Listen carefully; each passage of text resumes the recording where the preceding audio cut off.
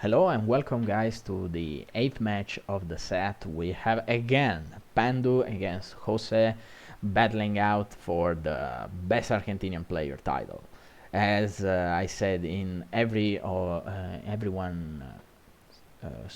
as I said in every video I've made before this about this entire thing, this is a very important title to have because Argentina is known as one of the best countries to ever have played the game.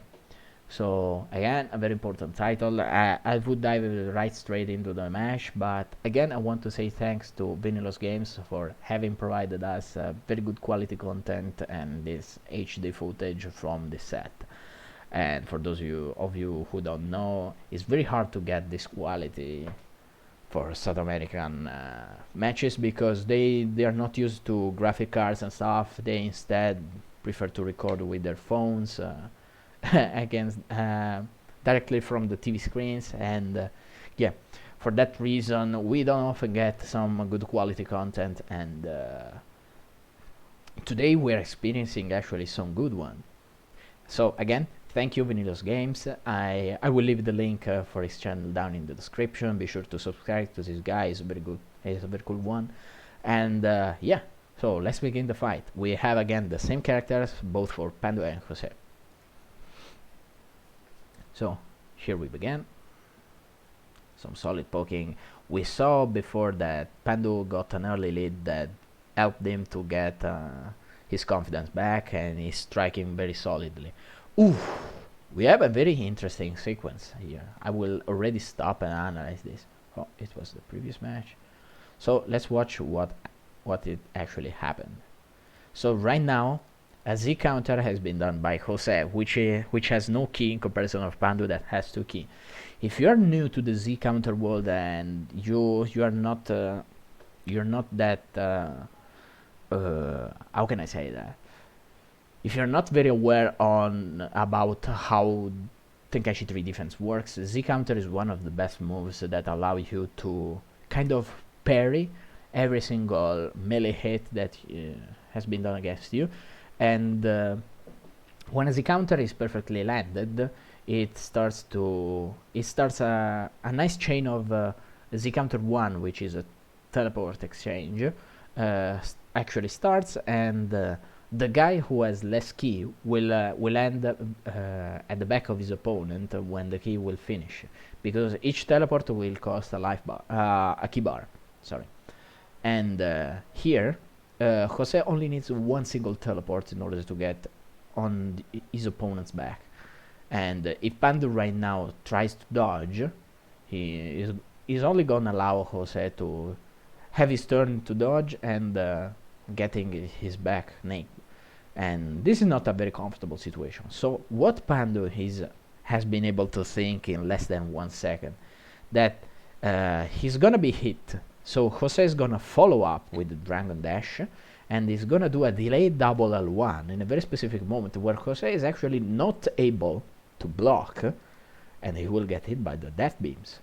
A very nice sequence, a bit risky, but as you can see, Pandu is not abusing that. He was like the pocket trick he was saving for this moment, and he gets a life bar. Doesn't matter since Jose has already been able to steal a second life bar. Then we have a very greedy double F1 from Jose, and he's stealing his own advantage, hardly gained. That's very weird, if you ask me. So again, some poking. So Pandu is trying to wait his opportunity for the Madan, obviously, but he's not making that very obvious, and because he knows that Pandu is a very risky commitment to go for.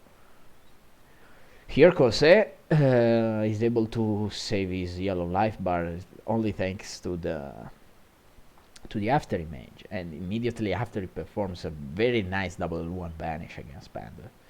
Still, Pandu is able to save his life bar, so he has a slight advantage, I think, of 2 life bars, I guess, or just 1. I already don't remember, but that's not a problem since Jose already stole the first life bar from Pandu's Broly.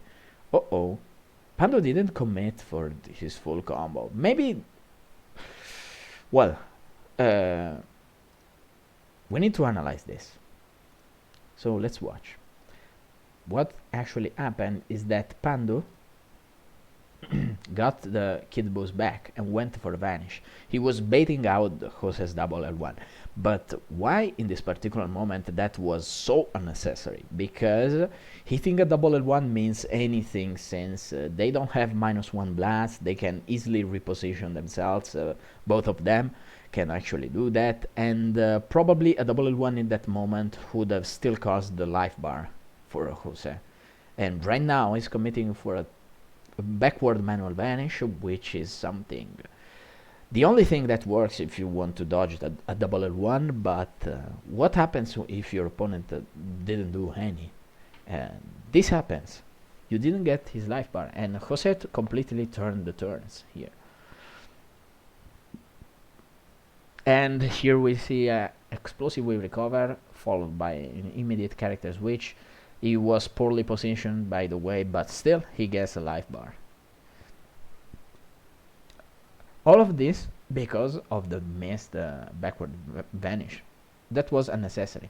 And here we can see that Pandu had another good read, but for some reason he made a wrong direction manual teleport, and he wasn't able to dodge that. Some very good pressure, a manual vanish in order to predict the power boss. Nice rhythm game from Pandu. Oh, nice Z counter. Both of them are with no key, so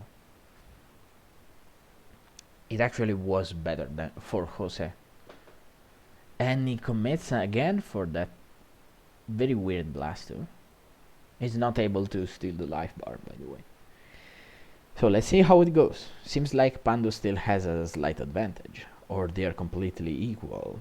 But yeah, the match is on, and everything can happen still.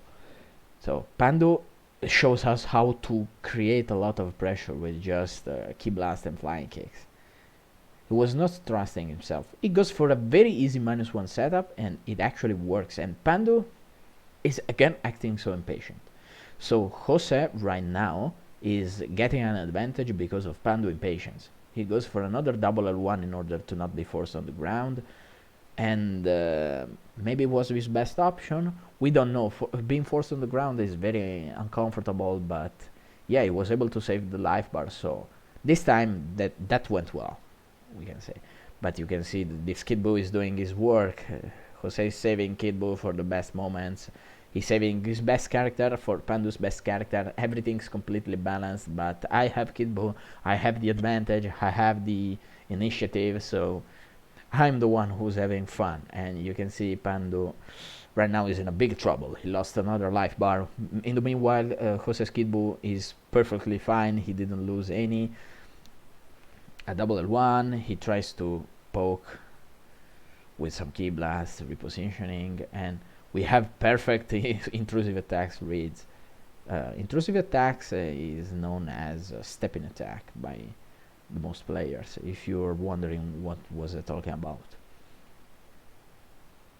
So character switch, and very uncomfortable situation for Pandu. A single blast 2 can cost him the match, and that happens actually. He had the after image, but he was not able to end the teleport's chain, and he loses the character due to the ground forcing. So Jose again is in an advantage, and he's able to reach the first half of the FT done. Oh, nice key blast poking. It didn't commit to any Madden. He tries for the key flanking, ends being on the front of his opponent. Non-charge stun. Pandu is moving, so Jose is gathering data by just pressuring Pandu. And here we can see how Jose is able to save his life bar by just not giving his opponent any chance to even attack. So creating pressure is actually the best defense to escape pressure in this situation. Very nice tactics from Jose, played perfectly. And right now Pandu commits for the blast 2. He needs to try something very risky in order to switch the tables, but still he's maybe not in his best shape in order to do that, and here he decides to resign the game. Yeah, For those of you who are not used to watch a lot of South American gameplay, this happens very often. The opponent just press start and goes for the character select in order to just restart the match. Pandu knew that he were gonna be probably lose in this match also, and he didn't want to wait. As you can see, his impatience, his gameplay impatience, is switching from the gameplay to his current mood, and he's just giving more and more and more information to Jose. But what information is giving to Jose actually? Is saying, hey, you see, I'm impatient. I will try everything to beat you, but I will not wait. I will not play patient. So if you ever try to be aggressive against me, you may be more successful than me, since I'm losing my cool. I may not be ready for everything. So yeah, another match is gone. Jose won this, and he got 5-3. He's in a 2 matches advantage, and this is very hard to turn for Pandu actually. Jose is on half of his halfway. He only needs the other 5 matches in order to gain the title. So that was everything for the match, I guess. We already analyzed these very peculiar things that happen in this match, and yeah, I guess we can see each other in the next episode and analyze game 9. So be sure, guys, to leave a comment, subscribe, and maybe leave a like, please. And see you guys in the next episode. Goodbye.